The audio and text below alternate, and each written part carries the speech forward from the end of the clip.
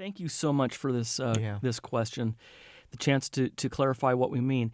Okay, well, first and foremost, the point I think that Adriel and I would both want to make here is, according to the scriptures, we're not lone rangers. We're not saved merely as individuals for ourselves to go riding off into the sunset.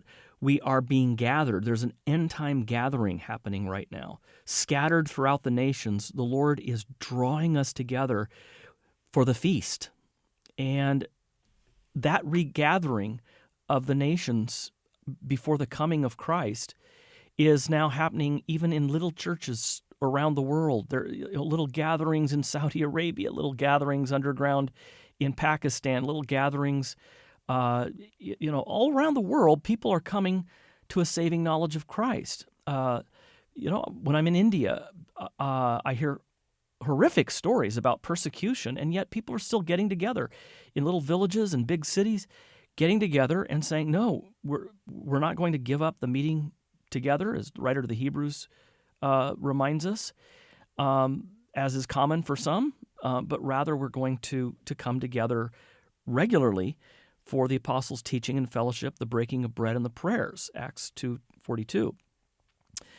But we always want to turn a gift into a reward, Maddie. We don't go to church to perform a good work so God will reward us. So if people don't go to church, that must mean they didn't do something that earns God's favor. No, that's not what we're saying. We go to church because we're beggars looking for bread.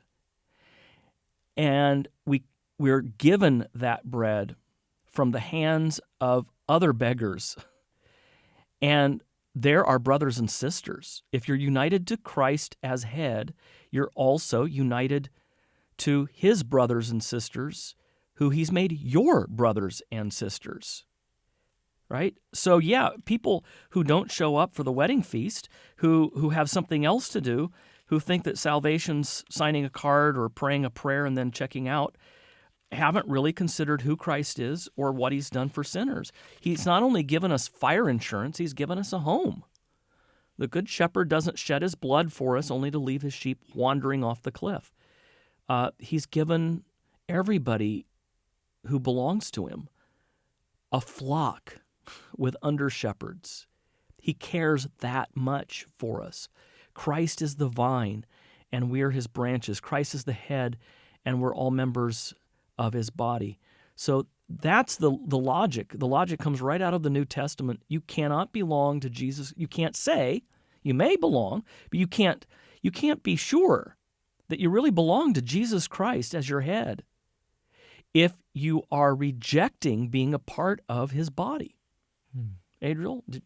Yeah, Maddie, one of the questions I ask a lot of people as a pastor is Hebrews 13:17 says, "Obey your leaders and submit to them, for they are keeping watch over your souls as those who will have to give an account. Let them do this with joy and not with groaning, for that would be of no advantage to you." And I come across a lot of people as well, Maddie, who, it seems like they love Jesus, they like to read the Bible, they like to pray, but they're not really grounded in any church. And I ask them, can you fulfill that command there in Hebrews 13:17 to obey your leaders? Who are the elders who are ordained according to 1 Timothy 3 and Titus chapter 1, who are watching out for your soul? If you can't point to anyone, well, then there's something wrong with the picture, because the New Testament assumes that, as you were just saying there, Mike, that we as followers of Jesus, we're not by ourselves.